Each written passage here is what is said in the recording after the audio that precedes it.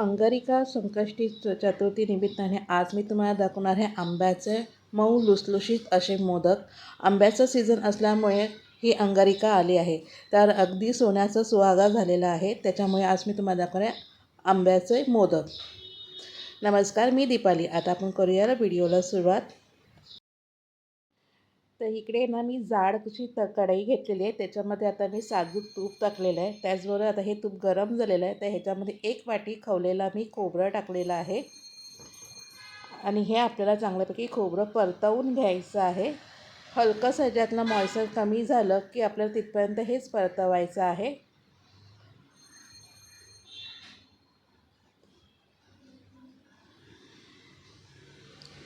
तर इकडे आपलं ना परतवून झालेलं आहे। तर आता ह्याच्यामध्ये आता आपण गूळ टाकूया।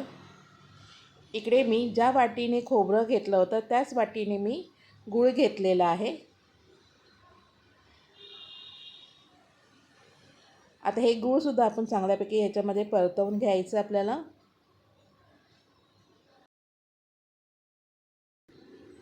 गूळ आपला चांगल्यापैकी परतवून झालेला आहे। तर आता ह्याच्यामध्ये मी वेलची पावडर टाकत आहे। त्याचबरोबर इथे मी काही काजू बदाम कापून ठेवले होते ते टाकत आहे। ज्या वाटीने मी खोबरं आणि गूळ मोजून घेतलं होतं त्याच वाटीने मी आता ह्याच्यामध्ये 2 आंब्याचं रस काढलं होतं मी, तर ते टाकत आहे मी आता। आणि हे सुद्धा आपण चांगलं याच्यामध्ये परतवून घेऊया। हे आता आपलं चांगल्यापैकी परतवून झालेलं, एक जीव करून झालेलं आहे। तर आता मी तुम्हाला पीठ दाखवते कसं भिजवायचं। तर इकडे मी एक टोप घेतलेला आहे, तर ह्याच्यामध्ये मी 1 तांब्या, छोटासा तांब्या हा, म्हणजे 1 ग्लास असं पाणी टाकत आहे। आणि ह्याच्यामध्ये आता मी थोडंसं तूप टाकत आहे। ॲक्च्युली ह्याच्यामध्ये थोडंसं ना मी चिमूटभर मीठसुद्धा घातलं होतं, पण इथे थोडासा व्हिडिओ माझा स्क्रिप्ट झालेला आहे। तर ह्याच्यामध्ये आता मी आंब्याचं पल काढलं होतं ते सुद्धा मी ह्याच्यात टाकत आहे। आणि हे आता मी चांगल्यापैकी ढवळून घ्यायचं आपल्याला। याचं असं पातळ आपल्याला करून घ्यायचं आहे। हे किचन माझ्या आईकडचं आहे। मी आईकडे आले आहे सुट्ट्यांमध्ये आणि त्या दिवशी अंगारकी चतुर्थी होती म्हणून हे मोदक केले। इकडे मी एकाच वाटीचं प्रमाण ठेवलेलं आहे। हे आता आपलं पातळ करून झालेलं आहे। तर आता आपण ह्याच्यामध्ये 1 वाटी तांदळाचं पीठ टाकणार आहोत। हे तांदळाचं पीठ ना रॅशनचे तांदूळ असतात ना त्याचं पीठ आहे, तर मी तेच वापरलं ह्याच्यामध्ये।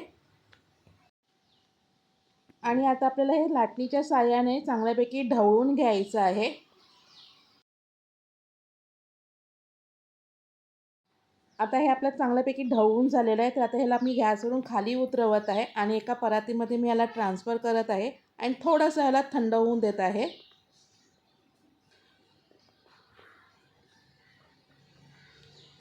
हे बघा, इथे मी त्या परातीमध्ये काढून घेतलेलं आहे आणि आता ह्याच्यामध्ये मी अगदी आपल्याला हाताला असं सोसेल इतकंच ते गरम आहे, फार असं गरम नाही आहे हे।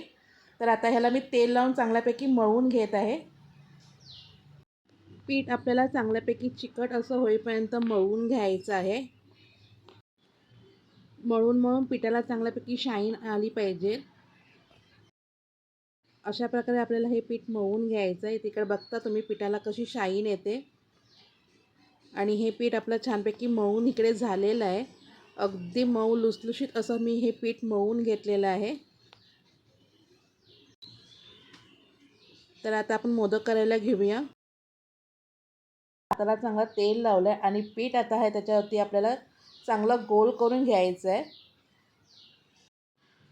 इकडे मी एक हुंडा आपला जरा मोठा होत असल्यामुळे मी त्याला छोटा करून घेतलेला आहे आणि इथे मी मोदकाचा साचा घेतलेला आहे। हा छोटासा मोदकाचा साचा आहे।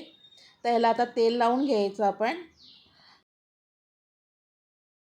आणि ह्याच्यामध्ये तो आपला गोळा आपण चांगल्यापैकी साच्यामध्ये घालून बोटाच्या साहाय्याने त्याला आपण चांगलं पसरवून घ्यायचं आहे। आता आपल्याला ह्याच्यामध्ये आंब्याचं जे आपण सारण केलं होतं ते आपण ह्याच्यामध्ये भरूया।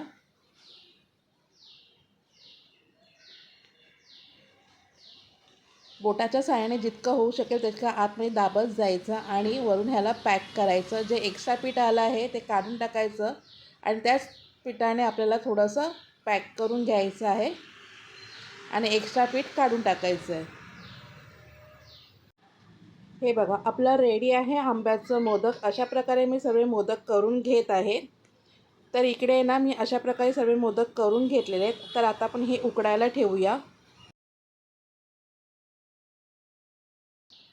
तर इकडे मी उकडण्यासाठी ठेवलेलं आहे. तर याच्यावरती केळीचं पान ठेवलं आहे आणि एक एक मोदक आपल्याला याच्यावरती उकडायला ठेवायचं आहे. इथे आपले सर्व मोदक ठेवून झाले. तर आता याच्यावरती मी केशरच्या काड्या लावत आहे. केशरच्या काड्या लावलेले खूप सुंदर असं हे मोदक दिसत आहे. बघा अप्रतिम एकदम याला कलर वगैरे आलेला आहे.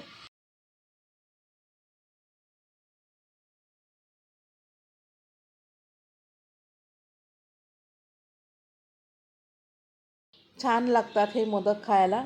आणि अंगारकी चतुर्थी आल्यामुळे बाप्पासाठी पण मोदकाचा खूप छान असा प्रसाद हा आहे. तर इथे आपण 10 ते 15 मिनटासाठी उकडायला ठेवूया. तर इथे 10-15 मिनटं झालेले आहेत. बघा अगदी सुंदर असे दिसतात हे मोदक. आणि त्याचबरोबर ह्याच्यावरती केशरच्या काड्यांचा कलर पण खूप सुंदर असा आलेला आहे. आता मी तुम्हाला एका सर्विंग प्लेटमध्ये काढून दाखवते. हे आहेत आपले मँगोचे मोदक. तुम्हाला कसे वाटले हे कमेंट सेक्शनमध्ये नक्की सांगा. आवडल्यास तर लाईक शेअर करायला विसरू नका. कमेंट पण नक्की करा. चॅनलवरती नवीन असाल तर सबस्क्राईबचं बटन नक्की दाबा. थँक्यू.